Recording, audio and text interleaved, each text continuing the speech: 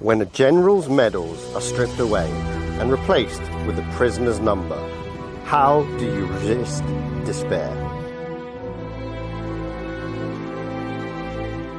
At the moment you were forced to bow to a Japanese officer, what storm did you clench in your fist?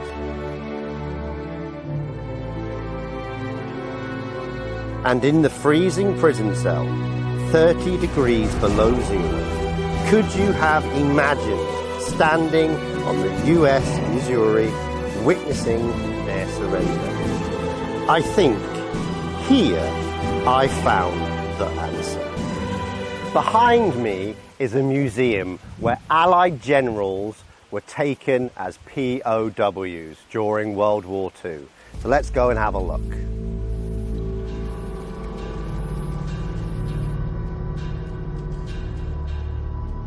The Japanese built this camp to hold Allied generals, and I'm surprised that nobody actually knows that this place exists here.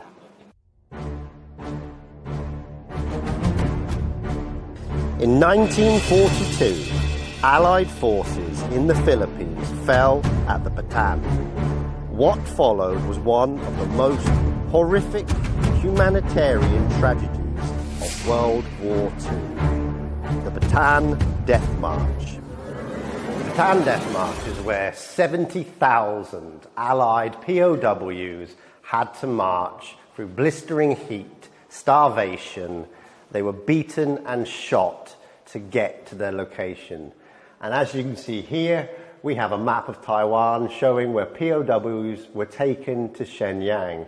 And just here to my left-hand side is the list of high-ranking Allied generals that were sent there. Deep in northeastern China, far from any battlefield, stood a secret camp.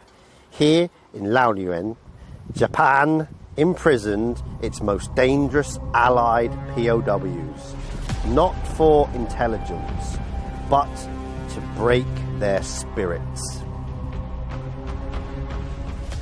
Among the prisoners, there were two high-ranking generals, one from America, Jonathan Wainwright, and the other, a British, Arthur Percival.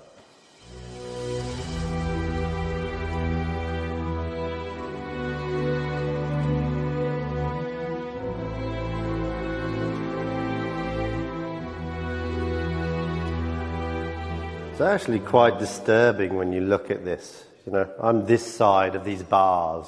Can you imagine what it'd be like for these prisoners stuck behind this, not being able to speak a language, forced to slave yourself to a complete different culture. It must have been horrendous. And the living conditions, they must be treated like animals. They weren't fed. They probably didn't have latrines. They had to probably work for hours just to be obedient to the Japanese people. I can't imagine what hellhole those guys went through back then.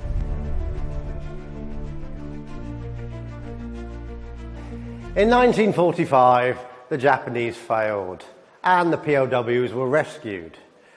Wainwright thanked the Chinese farmers for getting him out of this hellhole.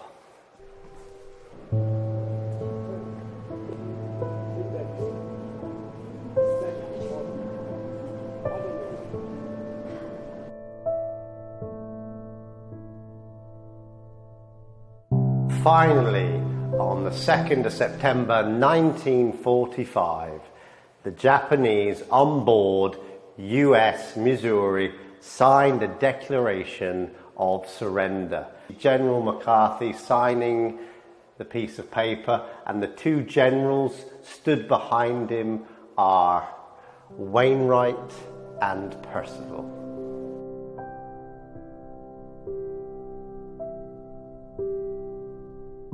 Behind me is the only surviving building of that time.